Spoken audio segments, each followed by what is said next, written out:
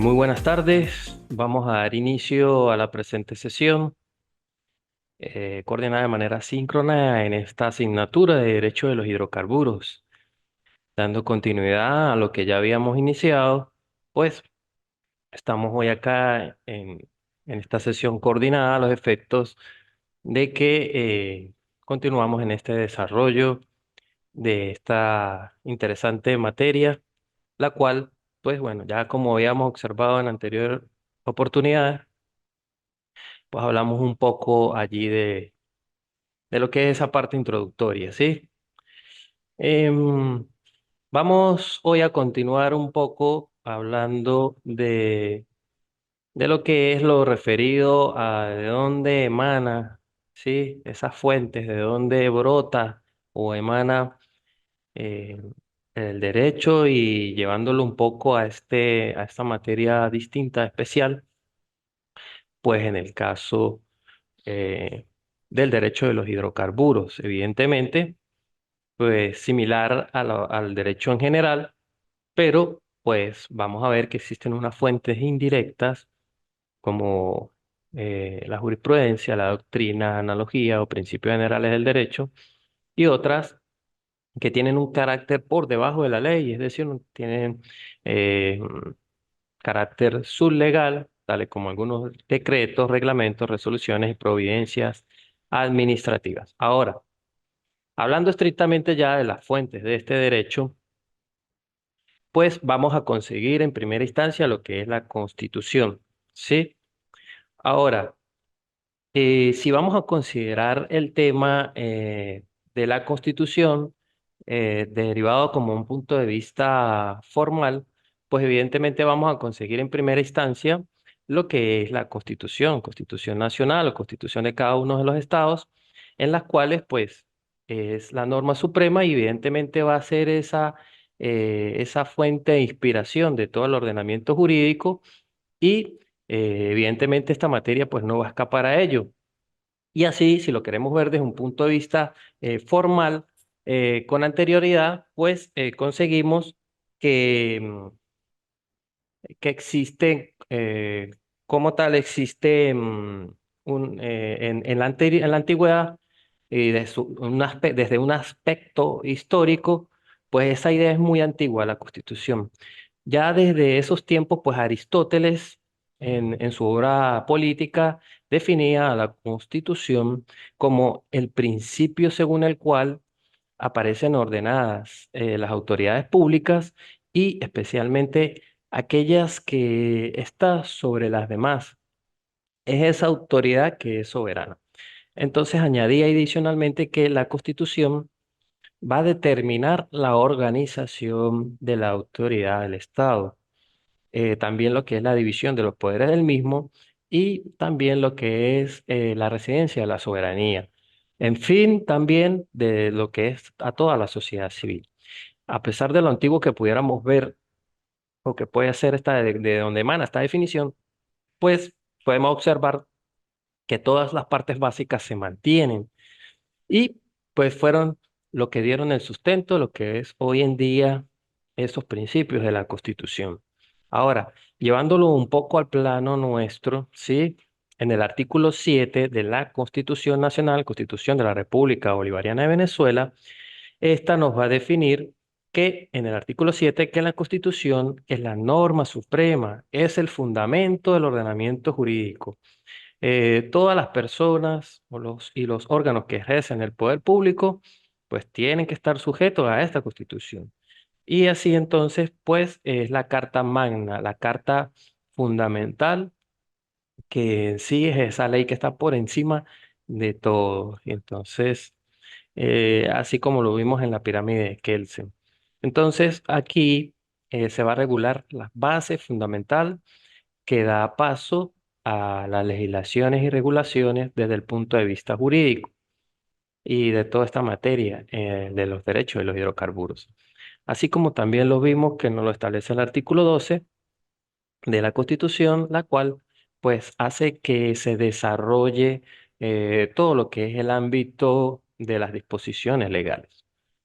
Es por esto que se dice que es la fuente que inicia todo este devenir del desarrollo del derecho de los hidrocarburos.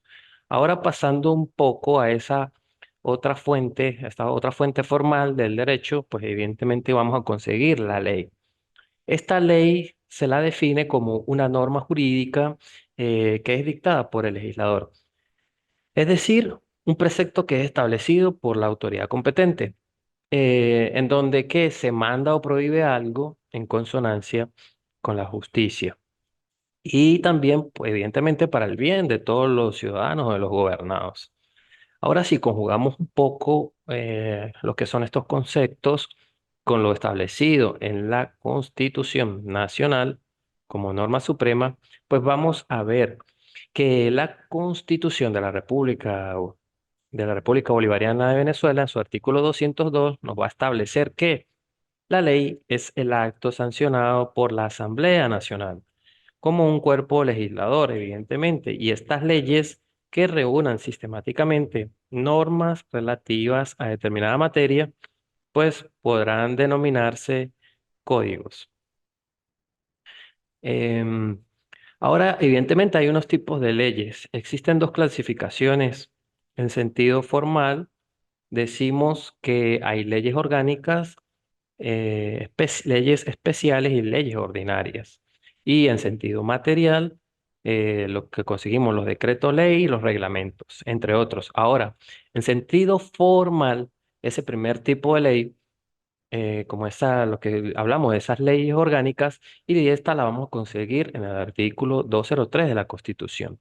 Esta nos dice que estas leyes son las que se dictan para organizar los poderes públicos o para desarrollar los derechos constitucionales y que sirvan de marco normativo de otras leyes. Los juristas han coincidido en afirmar que estas leyes orgánicas deben situarse exactamente debajo de la Constitución Nacional, en esa construcción piramidal que ya hablamos, ¿sí? Pero ya llevándolo al ordenamiento jurídico venezolano. En otra de las clasificaciones, desde el punto o el otro tipo de ley, en el sentido formal, es la ley especial o leyes especiales. Estas son aquellas que van a regir con preferencia en el campo, y como lo dice su propia palabra, en el campo de su materia, de su propia especialidad. Estos se van a regir con preferencia sobre las leyes ordinarias. Y hay otro tipo de leyes especiales importantes, como lo constituyen los tratados internacionales, los cuales pues son compromisos en donde los estados adquieren como miembros de la comunidad internacional y en forma que toman una forma de tratados, convenciones, protocolos, acuerdos, o lo que llaman concordatos. Y por último, en sentido formal tenemos las leyes ordinarias. Estas pues son actos sancionados por la Asamblea Nacional como el cuerpo colegislador, y se dice que es colegislador. ¿Por qué se dice ello? Pues muchas de ellas van a emanar de proyectos que son creados por la sociedad y pues son tomadas por el cuerpo legislador a los fines de convertirlos en una ley con la formalidad que se exige, ¿sí? Ahora, según todos los estudiosos del derecho, estas leyes van a ocupar ya el tercer lugar de importancia dentro de esa formación piramidal del derecho. Entonces, en sentido material o sentido real, vamos a decir que el primer tipo de ley en este sentido son los llamados decretos leyes. Estos decretos ley son todos esos actos con fuerza de ley que van a emanar del Poder Ejecutivo Nacional. ¿En qué uso? En el uso de las facultades y atribuciones que le van a acordar, que le están acordadas en la Carta Magna. Y pues tienen el mismo valor o rango de ley que la ley, el mismo valor y rango que la ley. Entonces, sí tenemos que tener claro que estos decretos leyes en lo que es el mundo, por regla general, estos decretos leyes a veces pueden representar un medio abusivo e inconstitucional de los que se valen ciertos gobiernos de facto o de hecho para dictar algunas normas que ellos necesitan. es decir, para ejercer las facultades que son en principio usurpadas al Poder Legislativo, quien en principio es el único que puede dictar las leyes de acuerdo con la Constitución, en la generalidad de los regímenes democráticos. Entonces, tenemos que estar claros que eh, eh, cuando esto ocurre y cuando se reintegra la normalidad constitucional, es determinar en sí la validez o no de esos decretos leyes por parte del órgano legislador. Ahora, nuestra Constitución, en el artículo, en la última parte del 203, nos habla la existencia de las leyes habilitantes. ¿Qué son estas leyes? Son aquellos actos sancionados por la Asamblea Nacional, por las tres quintas partes de sus integrantes, a fin de establecer directrices, propósitos y marcos de las materias que se delegan al presidente de la República, con rango, valor y fuerza de ley similar a las leyes. Entonces, estas leyes habilitantes deben fijar el plazo de su ejercicio. Entonces, a través de estas leyes habilitantes son las que se le dan, en estos casos se le da la potestad al Poder Ejecutivo para de dictar esos decretos leyes. Ahora, otro de estas fuentes del derecho, llevándolo a la parte también de los hidrocarburos, son es la jurisprudencia, ¿sí? Ahora, en el caso de Venezuela, esta fuente ha tomado bastante importancia en el sentido de que las decisiones, y en el caso específico de la Sala Constitucional del Tribunal Supremo de Justicia, estas son vinculantes. ¿Para quiénes? Para todos los tribunales de la República. Es decir, que estas decisiones el Estado, las decisiones de determinadas materias y los criterios que allí se establecen deben ser tomados como parte de la legislación. Ahora, en el caso de las interpretaciones de las leyes, pues esta sala constitucional quien tiene la potestad de hacer las respectivas interpretaciones a la ley. Esto pues lo explicaremos más adelante. Esto no quiere decir que las demás salas del Tribunal Supremo de Justicia, con sus decisiones reiteradas, no puedan crear algún tipo de criterio o un criterio orientador para, para los demás tribunales de la República. Pero bueno, antes de todo esto, pues vamos a definir un poco lo que es la jurisprudencia. Esta jurisprudencia se puede decir que es la actividad desarrollada por los jueces para aplicar el derecho, dictando las sentencias que deciden casos concretos y que éstas se van a presentar a su conocimiento. También podemos decir que la jurisprudencia es aquella que está conformada por un conjunto de decisiones de los tribunales que estos van a servir de criterio o fundamento razonable. En aquellos casos donde no existiera una ley que claramente los regulara o los definiera.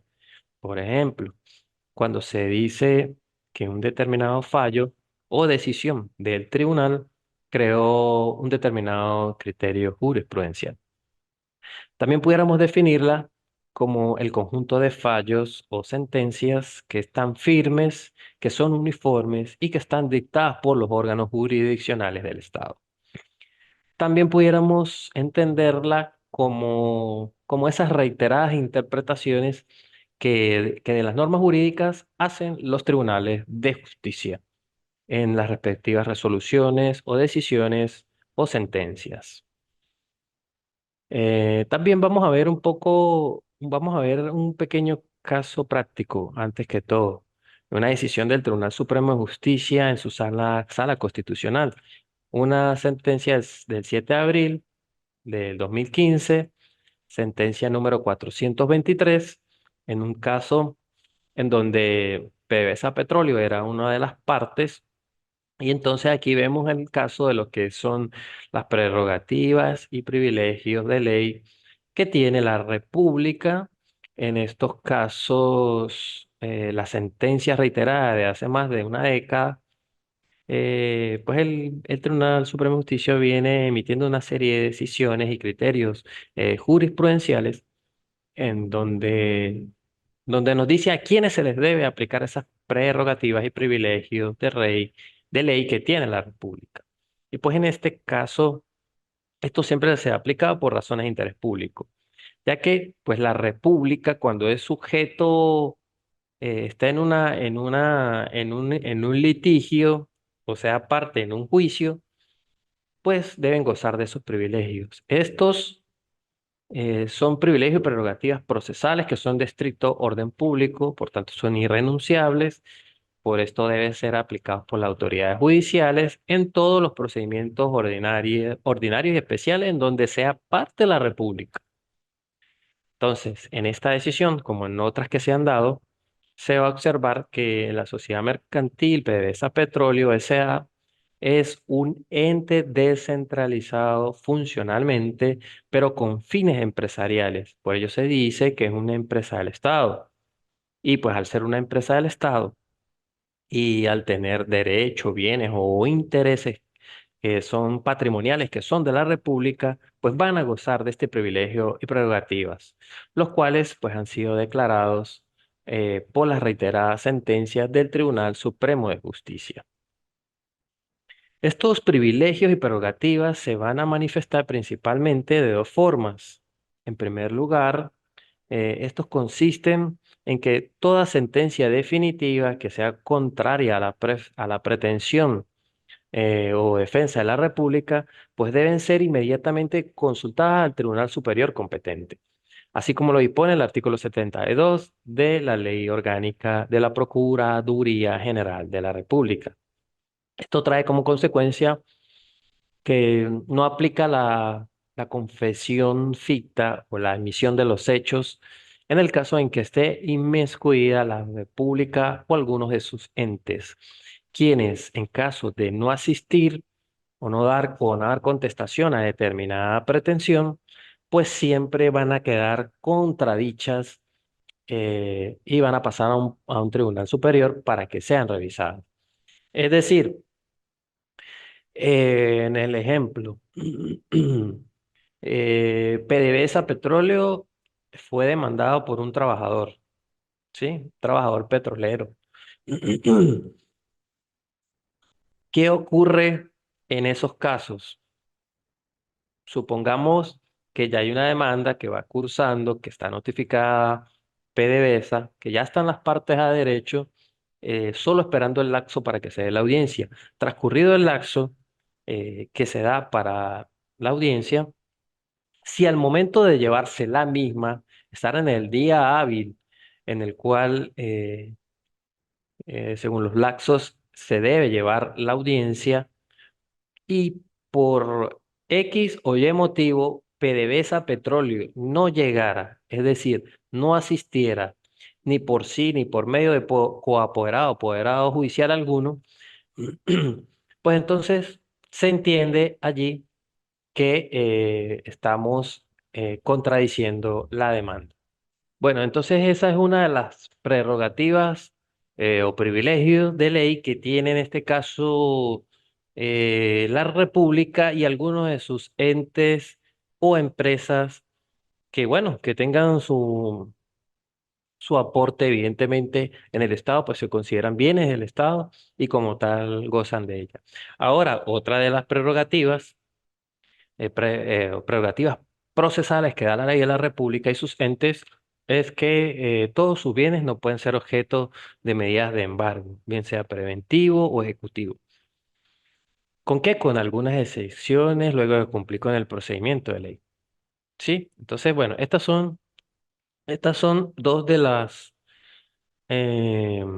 estas son las prerrogativas que se dan en estos casos, pero allí lo vemos en la jurisprudencia y cómo estos criterios, como en este caso, así se va desarrollando algunas pautas procesales a los efectos de determinar el actuar en los tribunales de la República. Ahora, vamos a pasar a lo que es otra de las fuentes. Y ahí vamos a hablar de las costumbres. Ahí vamos a dar algunas definiciones dadas por algunos de de los juristas, empezando por lo que es eh, unos que me hablan de que la costumbre, pues, como fuente de derecho, no es otra cosa que una norma de derecho no escritas, que son impuestas ¿por qué? Son impuestas por el uso. También nos dice que costumbre es un uso existente en un grupo social, que va a expresar un sentimiento jurídico de los individuos que componen dicho grupo. También pudiéramos decir que es la manifestación de la norma jurídica hecha tácitamente por el pueblo, evidentemente mediante un uso uniforme y constante. Este es observado como regla necesaria y obligatoria. También pudiéramos decir que esta costumbre es la observancia constante y uniforme de una regla de conducta. ¿Por quiénes? Por los medios de una comunidad social, con la convicción de que van a responder a una necesidad jurídica.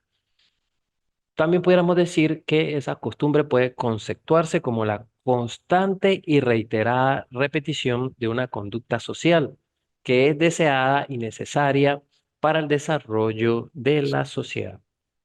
Ahora, entonces en la costumbre hay dos elementos fundamentales. Un elemento que es material, que es esa reiteración de determinados comportamientos, y otro que es un elemento espiritual, que es la convicción y la elevación de ese comportamiento, elevarlo a lo que es un modelo de conducta. Bueno, esto es lo que es la costumbre. Ahora pasando a lo que es la doctrina, podemos decir que esta va a significar, la doctrina etimológicamente significa enseñanza. Ahora, se le da el nombre de doctrina a todos esos estudios de carácter científico que los juristas hacen de determinada materia del derecho. Ahora, usted tiene evidentemente que tener un fin para que se haga ese estudio, ¿sí? De determinada área del derecho, bien sea con un fundamento que sea meramente de fundamentación teórica o que pudiera ser con un propósito meramente teórico de sistematizar todos los preceptos, bien sea con la finalidad de interpretar normas y diseñar las reglas de su aplicación. Otro concepto es de que doctrina no es otra cosa que las opiniones, estudios y tratados de los jurisprudentes o jurisconsultos.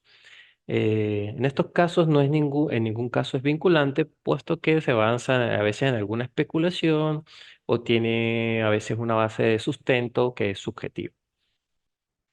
Ahora, pudiéramos decir también que estas doctrinas pudieran ser todos los estudios de carácter que realizan los juristas, que lo hacen en torno al derecho con un propósito que puede ser teórico o con la finalidad de enseñar las normas de su aplicación mediante lo que es la interpretación. Principalmente la doctrina pues busca dos propósitos. Uno, que es puramente especulativo para sistematizar los preceptos de un autor o jurista, y también con la finalidad de interpretar las normas, señalando así las reglas para su aplicación, bien sea para criticarlo o para proponer nuevas normas. La importancia de la doctrina es que sirve de instrumento para que otros estudiosos del derecho vayan aumentando sus conocimientos y aporten nuevas teorías. También se debe hacer mención que en muchas oportunidades las decisiones de los altos tribunales de la República, en sus criterios reiterados, pues se van a convertir en jurisprudencia, van a tomar aspectos doctrinales para fundamentar sus decisiones. Ahora, haciéndole una pequeña referencia a lo que es el derecho de propiedad, de lo que es el yacimiento de los hidrocarburos, según lo que es el ordenamiento jurídico actual vigente, puesto que la ley orgánica especial que rige la materia nos va a recoger el principio de que los yacimientos de hidrocarburos son de la propiedad de la República. Pues tiene ahora un rango constitucional. Efectivamente, nuestra ley fundamental, es decir, nuestra Constitución, mm, ratifica expresamente lo que es la propiedad de la República sobre esos yacimientos de hidrocarburos y también los mineros que están existiendo en el país, tal y como ya lo comentamos en el artículo 12 de la Constitución. Eh, pues allí lo podemos observar. Entonces, esos yacimientos, cualesquiera que sean su naturaleza y que estén existentes en el territorio nacional, bajo el lecho del mar territorial, la zona económica exclusiva, en la plataforma continental, pues van a pertenecer a la República, son bienes del dominio público. En la ley vigente, pues nos recoge, la recoge, se acoge a la Constitución sobre estos yacimientos. Y pues evidentemente se van a aplicar a a todos los yacimientos que se encuentren hasta la frontera de la República. Tenemos que observar que em, con todas esas delimitaciones, pues existen evidentemente la existencia de celebración de tratados internacionales para delimitar el alcance con cada uno de estos yacimientos. Ahora, a raíz de esto se verían bastantes consecuencias. Por ejemplo, el Estado, pues evidentemente puede explotar directamente sus recursos, regular su explotación, y cuando las referidas autoridades sean realizadas por otras personas, pues tienen derecho a obtener de estas una participación o regalía. ¿Sobre qué? Sobre ese recurso que fue explotado. Entonces no se trata de una propiedad nuda, cualquier propiedad, sino de una propiedad plena. Y allí las Naciones Unidas reconocen el derecho de propiedad de los estados nacionales sobre sus recursos naturales. Ahora, esa propiedad es común e indivisa, es decir, no puede partirse o acreditarse ni en tiempo ni en espacio como una cuota parte para el patrimonio particular de cada ciudadano, sino que debe permanecer como un bien patrimonial común e indiviso de todos los venezolanos en este caso, que evidentemente conforma la nación. Aparte de ello, quiero hacer una mención que establece la ley vigente en los casos cuando un yacimiento de hidrocarburos que se encuentre o forma parte del dominio con países limítrofes para lo que es la explotación, pues en estos casos no podrá realizarse sin lo que es una previa celebración de un convenio de unificación con esos países limítrofes. Y pues a falta de un acuerdo oportuno, pues el Ejecutivo Nacional adoptará medidas necesarias para salvaguardar los intereses de la República. Dentro de esto se incluye lo que pudiera ser la revocación al derecho de explotación de esas áreas. Bueno, entonces, pues aquí, con este punto, eh, terminamos en la unidad uno y vamos a pasar directamente a la unidad 2, en la cual vamos a ver el proceso industrial petrolero. Aquí vamos también un poco a la introducción de lo que es el petróleo. Sí, tenemos que tener claro que el petróleo pues viene de la palabra petróleo, que significa aceite de piedra, etimológicamente. En sí, pues es un aceite mineral natural que está constituido por una mezcla de hidrocarburos y otros elementos que son en menor propiedad, en menor cantidad. Eh, su, si se quiere, su definición científica dice que es un conjunto de compuestos químicos complejos cuya composición principal es hidrógeno y carbono. En menor cantidad también va a contener azufre, nitrógeno y oxígeno. El petróleo es una sustancia combustible negra y viscosa. Como sabemos, pues es líquida a temperatura y a presión normal. Su origen eh, está como tal en la descomposición de las sustancias orgánicas que se han producido por la acción de microorganismos o también restos de plantas, animales marinos, así como algas, diatomeas, glucos y especies que han quedado en mares interiores poco profundos que después fueron cubiertos por arcilla, arena y fangos sedimentarios. Sumado a esto al incremento de lo que es la temperatura por el enterramiento de todos estos compuestos y con el transcurso del tiempo, es decir, millones y millones de años. Por esto, se considera que es un recurso fósil no renovable. Ahora, esto es la teoría tradicional. Existen algunas teorías mm, recientes en las cuales nos dice que también existe el petróleo como un líquido que emerge desde prácticamente desde el interno del magma del mismo núcleo terrestre. Pero bueno, eso ya son otras teorías que están por estudiarse aún más. Ahora, si definimos también lo que es el gas, tenemos que tener claro que este gas es todo fluido aeriforme que está a la presión y temperatura ordinaria. Entonces, este es un carburo de hidrógeno que está mezclado con otros gases que se van a obtener por lo que es la destilación en, en, en, en espacios cerrados del carbón de piedra y se emplea comúnmente a lo que es el alumbrado, la calefacción y para obtener lo que es la fuerza motriz, entre otros usos. Ahora, el gas natural es una mezcla de compuestos de hidrógeno y carbono, así también como de pequeñas cantidades de compuestos que no hidrocarburos, que están en fase gaseosa o que están en solución con el petróleo crudo que hay en los yacimientos. La molécula de este gas está compuesto por un átomo de carbono y cuatro de hidrógenos. El gas natural, como tal, va a estar compuesto por los cuatro primeros hidrocarburos, estos hidrocarburos saturados de la serie parafínica, especialmente por el metano, el anhídrido carbónico, el monóxido de carbono, el nitrógeno, el hidrógeno, el helio y en ocasiones por otros gases como el ácido sulfhídrico.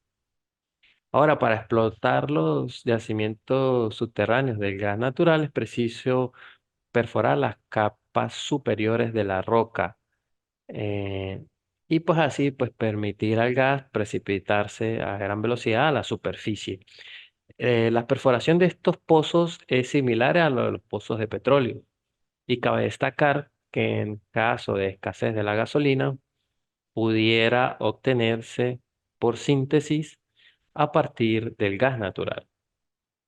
A los efectos de ilustrar un poco y hacer una pequeña gráfica en el cual se evidencia cómo se encuentran en el subsuelo estos hidrocarburos, pues aquí tenemos esta gráfica donde observamos que por encima de lo que es el petróleo siempre se encuentra el gas natural, rodeado de esa roca impermeable y pues el petróleo rodeado entre el agua, entre la roca impermeable y por debajo del gas. Esto para ver un poco cómo están correlacionados estos dos hidrocarburos tan importantes. Luego vemos en los temas de esta unidad una serie de conceptos que pues, forman parte de la actividad que ya fue realizada. Em, y vamos a seguir entonces con lo que es ese proceso industrial petrolero o refinatorio. Estos procesos en la industria petrolera principalmente constan de una inversión alta, una inversión desde el punto de vista financiero, que en primera instancia van a solventar la etapa de preproducción. Esta pudiera resultar o no, y posteriormente, si esta llegara a ser exitosa, pues financia la etapa de producción. En ese entendido, el proceso de la industria petrolera se componen en dos etapas que son una etapa de preproducción y la etapa de producción como tal. En esa primera etapa de preproducción se dan tres principales procesos que van a determinar si se puede pasar a la segunda etapa de producción o no. Y pues esas tres etapas son el proceso de prospección, proceso de adquisición y proceso de exploración. El primero de ellos, es decir, el de prospección, se va a realizar la búsqueda a gran escala de áreas ricas en hidrocarburos. El término hidrocarburo, pues, es sinónimo de petróleo, ya que esta es la combinación del hidrógeno con el carbono. Luego, en la etapa del proceso de adquisición, se va a realizar la obtención de un derecho a explorar y explotar un área en donde está la concesión y el pago de determinado derecho. Y luego, en el proceso de exploración, se realiza lo que es la perforación hasta encontrar el gas incorporado y ello pues nos permite establecer las reservas probables, así como también ayudar a decidir si sigue o no con dicho proceso. Luego vemos a la etapa de producción. En esa etapa de producción, de que ese proceso de preproducción indica que sí se debe continuar, pues allí continuamos a los procesos de producción, que son dos, una etapa del desarrollo y etapa de producción como tal. Ahora, en el desarrollo, en este primer proceso de esa etapa de producción, es allí donde es como un proceso intermedio entre la etapa de preproducción y de la producción. Pues aquí se va a determinar las reservas probadas para pasar luego a lo que es la producción como tal. Y luego ya en la producción como tal, es ya ese segundo proceso donde vamos a ver desde un enfoque contable en donde la producción va a terminar de lo que sería la explotación del pozo petrolero y luego pasar a la distribución y posterior venta de esos hidrocarburos. Ahora, haciendo una referencia a este proceso industrial refinatorio del petróleo, esta refinación es un proceso que es complejo. ¿Utilizado para qué? Para separar las fracciones de los diversos hidrocarburos, sobre todo partiendo del petróleo crudo, que es un petróleo sin procesar, y es a través de este proceso de refinación que los diversos productos de petróleo, tales como aceites, químicos, biocombustibles y gases, son sustancias que se van a manipular diariamente en todo el mundo. Pero esto lleva un proceso. Este proceso tiene cinco procedimientos básicos de refinación de petróleo, los cuales son lo que, en primera instancia, la separación mediante un proceso de destilación o absorción, también lo que es el craqueo, que es el rompimiento de grandes cadenas de moléculas en moléculas más pequeñas, también lo que es la reformación, que es la redisposición de la estructura molecular. También la combinación, que consiste en que esas moléculas más pequeñas son combinadas con el fin de obtener moléculas más grandes. Y también lo que son los tratamientos, que es esa remoción química de contaminantes.